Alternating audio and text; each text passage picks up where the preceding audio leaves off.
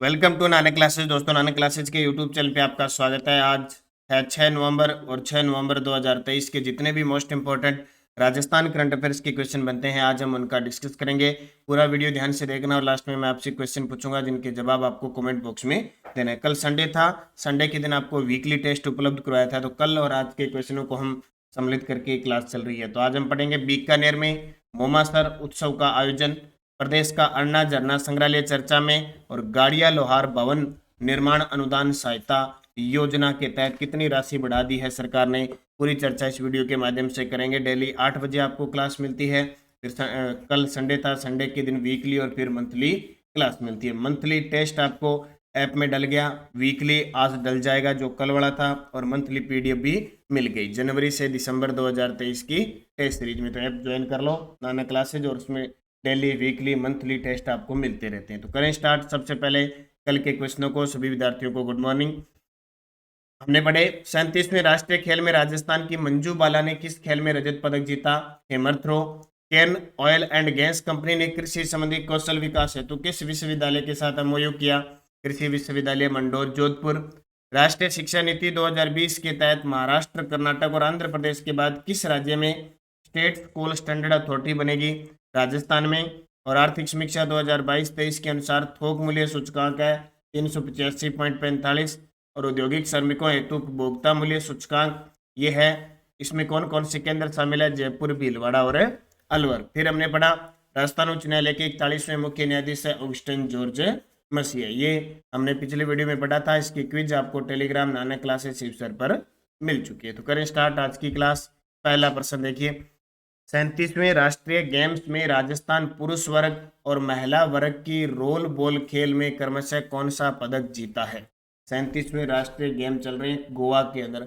वहां राजस्थान की पुरुष वर्ग की रोल बॉल खेल के अंदर पुरुष वर्ग ने स्वर्ण पदक जीता है टीम ने, और महिला वर्ग में रजत पदक जीता है। इससे पहले राजस्थान की बास्केटबॉल टीम ने स्वर्ण पदक जीता है। कुछ और कम से कम 6 से 7 वुशु के खिलाड़ी हैं जिन्होंने किसी ने स्वर्ण जीता है, किसी ने रजत पदक जीता है। उनकी चर्चा भी अपने डेली में करते रहेंगे। तो मनोहर पर्रिकर स्टेडियम नवेलिम गोवा में आयोजित 37वें नेशनल गेम में पहली बार शामिल रोल बॉल में राजस्थान के खिलाड़ियों ने शानदार प्रदर्शन करते हुए ऐतिहासिक उपलब्धि हासिल की। पुरुष वर्ग टीम ने गोल्ड और महिला वर्ग की टीम ने सिल्वर पदक प्राप्त किया। 3 से 5 नवंबर 2023 को मोमासर उत्सव का आयोजन किस जिले में किया गया। ठीक है, आजकल देखो, पहले तो हम कला संस्कृति वगैरह में पढ़ते थे नॉर्मल, जो जैसे ऊंट महोत्सव है बीकानेर के अंदर है, मरु महोत्सव जैसलमेर, थार महोत्सव बाड़मेर, सर्द महोत्सव सिरोही के अंदर, पतंग महोत्सव जैसे तीज, छोटी तीज जयपुर की प्रसिद्ध है, बड़ी तीज बूंदी की प्रसिद्ध है, गणगौर जयपुर उदयपुर की प्रसिद्ध है, घुड़ला त्योहार जोधपुर का प्रसिद्ध है। यानी नॉर्मल महोत्सव पढ़ते थे, आजकल हर एक प्रकार का उत्सव है उसकी तारीख पूछने लगे। तो 3 से 5 नवंबर 2023 को मोमासर उत्सव का आयोजन किस जिले में किया गया। तो ये कहाँ किया गया, बीकानेर के अंदर। कहाँ पे, बीकानेर में। बात बीकानेर की आई है तो बीकानेर में एक और जो जनवरी के महीने में होता है, कौन सा महोत्सव होता है, ऊंट महोत्सव, अंतर्राष्ट्रीय स्तर का ऊंट महोत्सव चर्चा में रहता है। एक और याद रखना, मोमासर उत्सव बीकानेर से संबंध है। तो 3 और 5 नवंबर 2023 को मोमासर उत्सव का 11वां संस्करण का आयोजन बीकानेर में हुआ। संस्करण कौन सा, 11वां बीकानेर में हुआ। कब से कब तक, 3 से 5 नवंबर 2023 को। कार्यक्रम का मुख्य आयोजन स्थल मोमासर स्थित श्री जयचंद लाल पटावरी की हवेली और कान्नीराम बुद्धमल पटावरी की हवेली। अभी चर्चा में आगे देखो, हवेलियां बड़ी गजब की हम पढ़ते हैं ना डेली। आज शाम को जो क्लास मिलेगी आपको छतरियां और हवेलियों से संबंधित मिलेगी 9 बजे जो राजस्थान की क्लास होती है। तो श्री जयचंद लाल पटावरी की हवेली और श्री कान्नीराम बुद्धमल पटावरी की हवेली में। इसके अलावा गांव देवता भूमिया जी का मंदिर, मोमासर ताल मैदान। बस इसका याद नहीं रखना आपको। मोमासर उत्सव का आयोजन झाझम फाउंडेशन के द्वारा किया जाता है। मुख्य तो यही रहेगा, मोमासर उत्सव का संबंध किस जिले से, बीकानेर से। इसके अलावा 3 दिवसीय 3 से 5 नवंबर 2023 को इंडो कोरियन अंतर्राष्ट्रीय कला शिविर का आयोजन बूंदी में किया गया, और पुष्कर मेले का आयोजन होगा क्योंकि कार्तिक महीना चल रहा है। वैसे तो मुख्य पुष्कर जो मेला लगता है वो कार्तिक पूर्णिमा को लगता है, लेकिन कई दिन तक पुष्कर मेला चलता है क्योंकि राजस्थान का सबसे रंगीन मेला है, खूब सारे पशु बिक्री के लिए भी चर्चा में रहता है। तो 14 से 27 नवंबर 2023 यानी 14 से 27 तारीख तक पुष्कर मेले का आयोजन किया जाएगा, यानी शुक्ल पक्ष में इसका आयोजन होता है।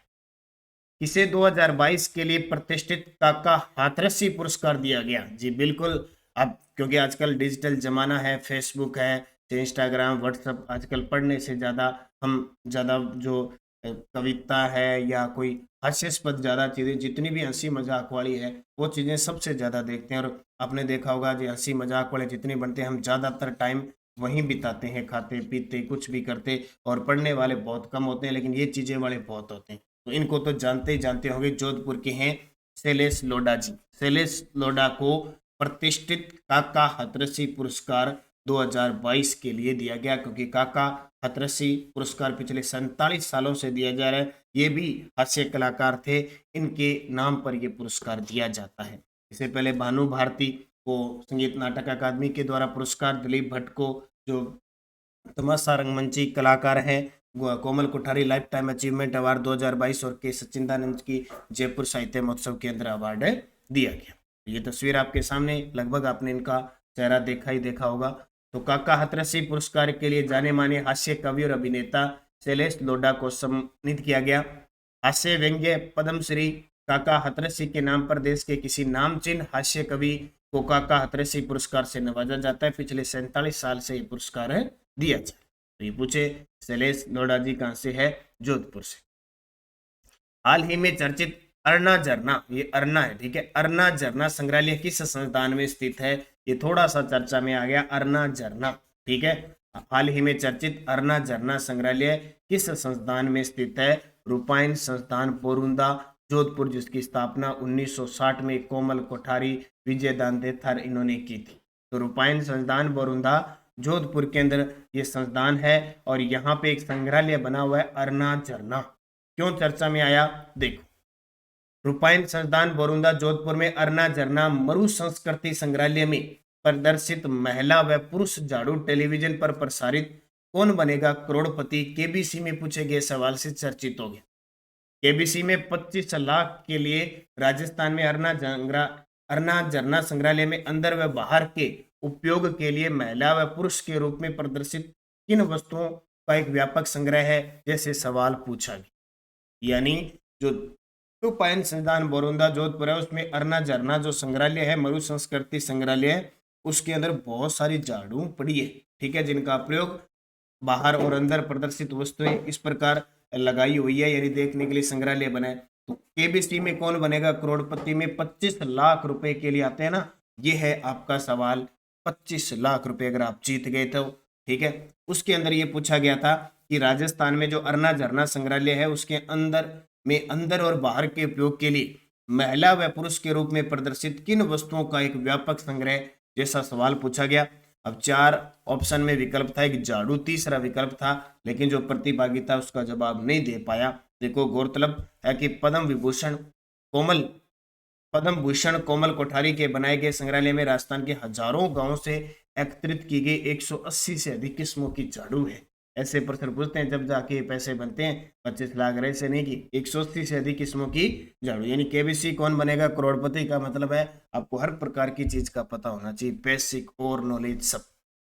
संग्रहालय चलाने वाले रूपायन संस्थान के सचिव कुलदीप कोठारी ने बताया कि प्रांतों, गांव आदि में रोजमर्रा की झाड़ू, उससे जुड़ी किस्सों, रीति रिवाजों, अंधविश्वासों, परंपराओं आदि की जानकारी जुटाई गई है। तो ये देखो, उसने पूछा अभी क्या कौन सी वस्तु है, तो उसका उत्तर झाड़ू ही था, और तीसरा विकल्प था, लेकिन प्रतिभागी नहीं दे पाया, इसलिए ये अरना झरना संग्रहालय रूपायन संस्थान जोधपुर वाला चर्चा में है।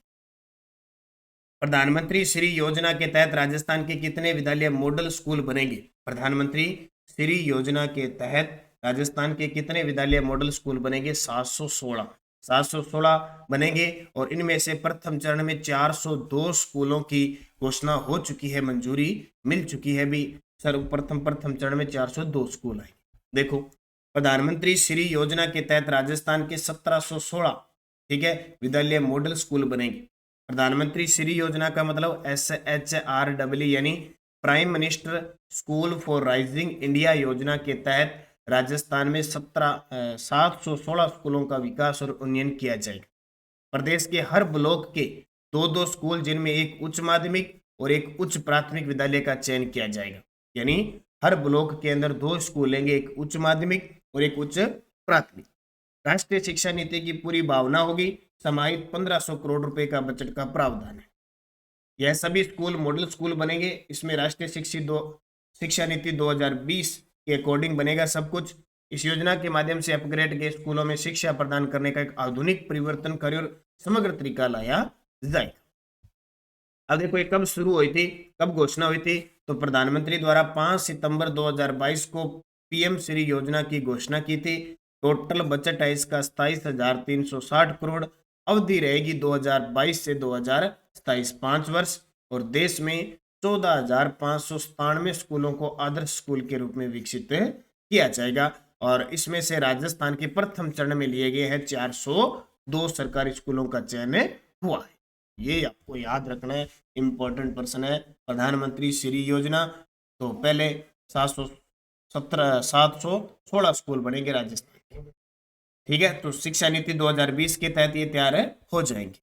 छठा प्रश्न देखो, गाड़िया लोहार भवन निर्माण अनुदान सहायता योजना के तहत राशि बढ़ाकर कितनी कर दी है। गाड़िया लोहार भवन निर्माण अनुदान सहायता योजना के तहत राशि बढ़कर कितनी करा दी है, यानी 1,20,000 करा दी। पहले 70,000 थी। गाड़ियां जो लोहार होते हैं ना, यानी गाड़ी लेके इधर उधर घूमते रहते हैं। हालांकि आजकल तो अब यही तो है, सरकार ने इनके तहत भवन निर्माण इनको दे दिया। लगभग गांव के अंदर फिक्स अपने भवन की बनाकर बैठे हुए हैं। आपने देखा होगा, आपकी ग्राम पंचायत में देखा होगा, पहले वो सीधे बैठा रहते थे तंबू तान के। तो गाड़िया लोहार भवन निर्माण अनुदान सहायता योजना है ये।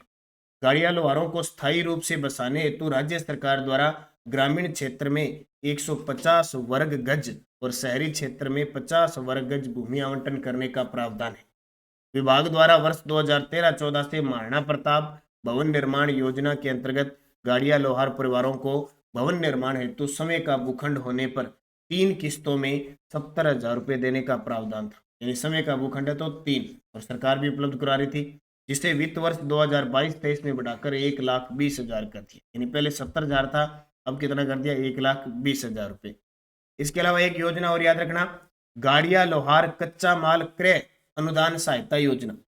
गाड़िया लोहारों को स्वावलंबी बनाने हेतु उनके व्यवसाय के लिए राज्य सरकार द्वारा वर्ष 2013-14 से कच्चा माल क्रय करने हेतु जीवन में एक बार अनुदान के रूप में राशि 5,000 रुपये दिए जाने का प्रावधान है, जिसे वित्त वर्ष 2022-23 में बढ़ाकर 10,000। ये बहुत इंपॉर्टेंट प्रश्न है। अब देखो, अभी ताजा पिछले वित्त वर्ष 2022-23 में ये बढ़ाया है और हमने अब पढ़ा इसको, ठीक है। इसमें 70,000 से 1,20,000 और इसमें 5,000 से 10,000। एक प्रश्न योजना का और देख लो, मुख्यमंत्री वृद्धावस्था सम्मान पेंशन योजना के बारे में बताइए। ये फ्लैगशिप कार्यक्रम के अंदर शामिल है और ये प्रश्न पेपर में आता है। देखो, राजस्थान राज्य की मूल निवासी 55 या इससे अधिक आयु की महिला तथा 58 या इससे अधिक आयु के पुरुष जिनके निर्वाह हेतु समय व पत्नी की नियमित आय का कोई स्रोत नहीं हो, अथवा पति या पत्नी की समस्त स्रोतों से कुल वार्षिक आय 48,000 से कम हो, मासिक पेंशन दे। इस योजना में 75 वर्ष तक के आयु के पेंशनरों को 1,000 रुपये और 75 वर्ष से अधिक आयु के पेंशनर को 1,500 रुपये प्रति माह दे। तो दोनों के दोनों ही कथन सही है। ये प्रश्न पूरा का पूरा पेपर में है और आपके एग्जाम में ऐसे आएंगे।